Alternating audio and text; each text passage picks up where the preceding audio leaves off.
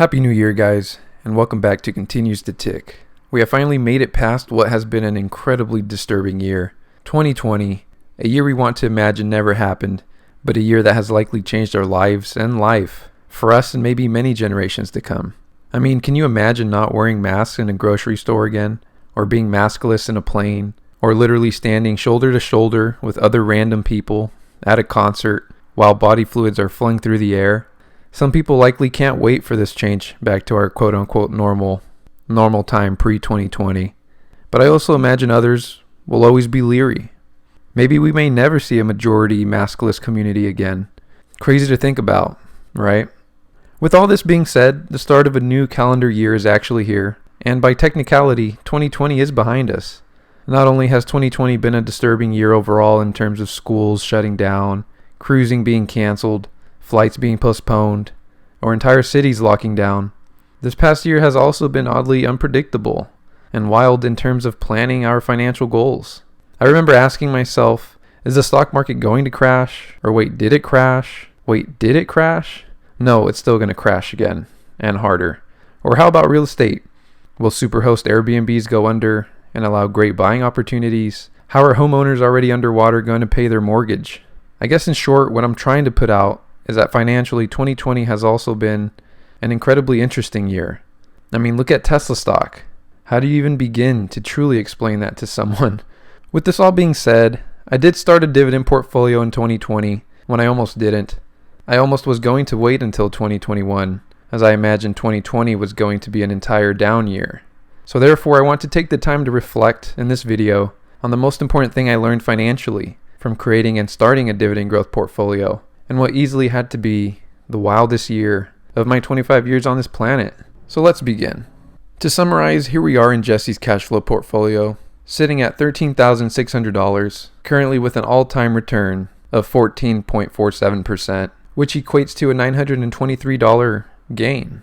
If we head over into the activity section, I can show you I started this portfolio on July 20th of year 2020. It was around this time, being 24 years old, and seeing the craziness in the market, imagining it was going to drop further, or not. It was this unpredictability that made me realize something very important that honestly altered my personal financial goals and financial strategy. On a side note though, so did Tesla. I made a video on my story about investing in Tesla stock, and I won't repeat it here, but check it out. I did make a video about it, and I'll link it into the description box below. But the unpredictability of the stock markets, housing markets, the economy, and thinking about and trying to rationalize on what would likely happen, then being completely wrong, is what got me into dividend growth investing. For example, I remember telling myself to look and feel the morale outside, the jobless claims, the hurting businesses. Does this match with a recovering Dow Jones, with a skyrocketing Tesla stock? My answer was no, but I was wrong on both. This made me realize for the long term, I need to be able to sleep at night, have some level of predictability, especially when it comes to my money, as it's something we all work extremely hard for, and I want to take care of it. And don't get me wrong, investing into dividend-paying companies isn't the secret to financial independence, but at least for me, I realized I was tired of speculating, guessing based on rational predictions that weren't far-fetching, and being incredibly surprised by how the growth sectors react and move. That's why I decided to only invest for dividends, or in other words, passive income. With this strategy, I don't need to guess. It's easier to predict what may come, and at the end of the day, I will usually most of the time get paid and receive my dividend payouts every week or month or year, almost like clockwork. The biggest, most important thing I learned by starting or creating a dividend portfolio here in 2020, or in this past year of 2020, is that I like stability, calmness, and predictability. And that is what investing for dividends brings me. With this being said though, let's go ahead and wrap up this week's video with the recap of my dividend activity for this week. As you will see here, this week brought on my biggest snowball purchase to date. Here you can see on December 28th, there were eight buys. If you watched last week's video, I did point out that I think it was last week where I got a huge dividend payout from SPYD and, VIG here and LMT. So it pretty much gave me a $30 snowball for that week. But it didn't make any purchases with that over the past week. It was in this week where that snowball action finally went into effect, and here were the 8 buys. So 8 buys, $27.30, all from a dividend payout, or from dividend payouts. I guess I should say. So this right here would be my biggest snowball purchase to date by far. And that's what's going to happen with time. It's only going to get bigger. The snowball's only going to get bigger. The momentum's only going to pick up. And it's eventually just going to start moving and rolling on its own. And this is exciting to see because this is just the beginning. So I'm excited to see what happens with time. And I'll continue to show it here on this series.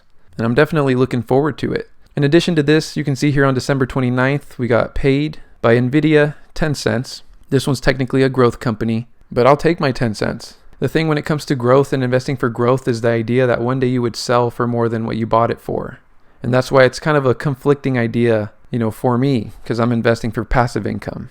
But the idea with Nvidia, for example, is that even though it'll continue to grow and the dividend payout's quite small, because it will grow, the dividend will grow also. Once it matures, becomes a more mature company, it may start paying more dividends. But there is an if attached to it.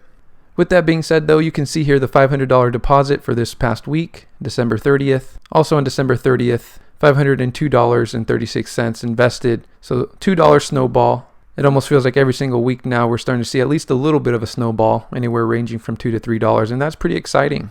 So with this $502, we bought into 51 companies in the portfolio or holdings. So overall, a pretty good week. Biggest snowball purchase to date, and the process continues. So exciting times for sure. But here we are, guys. This is going to wrap up this week's video. We are in 2021 now. A fresh start, a new slate. I know COVID hasn't gone anywhere, and it may be a while before it's completely gone, if it's ever completely gone. But I hope with time we start to build a new sense of normalcy, and we just start moving forward. This video is not going to stop anytime soon, so if you did enjoy, please leave a like. It does help. And do subscribe for more to come in this series. If you haven't checked out the new video that I uploaded, Hiking from Home, it's a work in progress. It's a little rough around the edges, but that's the new series that's to come to this channel also. So if you're curious, check it out. If you're also curious to see and hear about my Tesla investing story, look out for that video. It has been made also. But until next week's video, please stay safe out there, and I will see you on the next one. The process continues, the journey continues, and I'm excited for it. See you then. Peace.